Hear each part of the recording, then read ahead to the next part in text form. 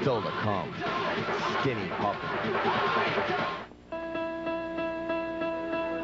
Artists that come together to combine on a painting. We all work specifically with our own colors, and we all utilize those colors within our world, each with our own individuality.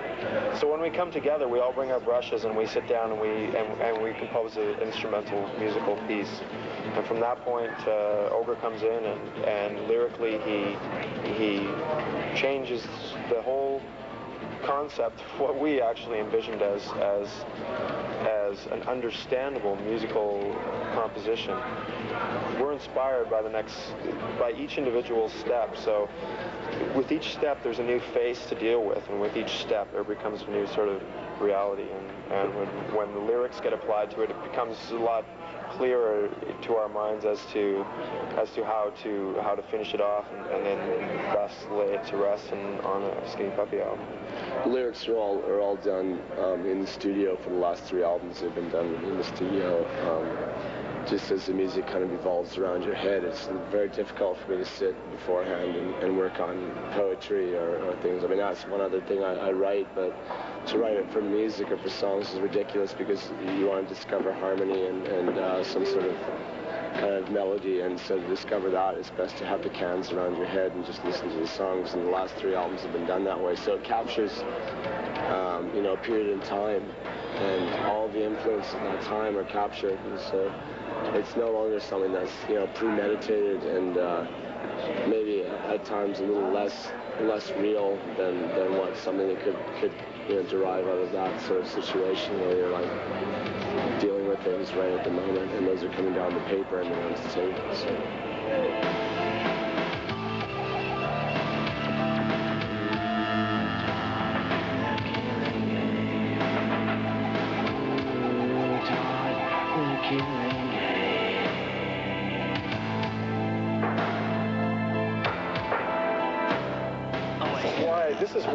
This is why we are actually making the album, is because we can't really find the words to express truly what the album encapsulated expresses. I mean, it's very well encapsulated. The whole sort of like album has a lot of statements.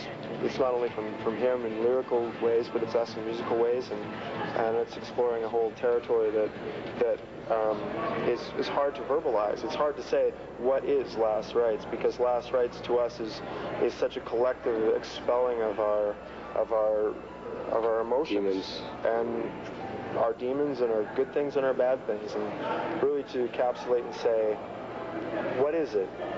It's a mystery to us. That's why we do it. That's why we continue. It's still changing. I mean, lyrically, it's changed from the point of conception to being something that was far more lashing out at things or lashing out at the people around me, to being something that was far more introspective and actually cutting down myself and making myself aware of the problems.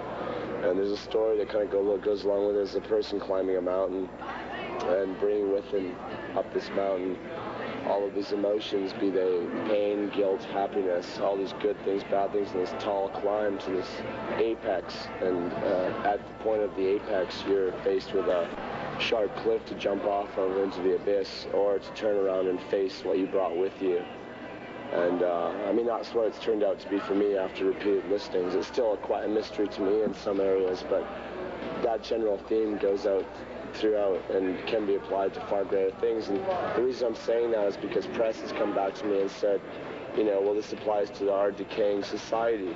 And so it makes me take a step back from it even further and say, yes, you can apply that climb up the mountain to a society or in this age of technology and how far we've gone and what we've brought with us, and whether or not we should continue to jump off this cliff or turn around and face what we brought with us.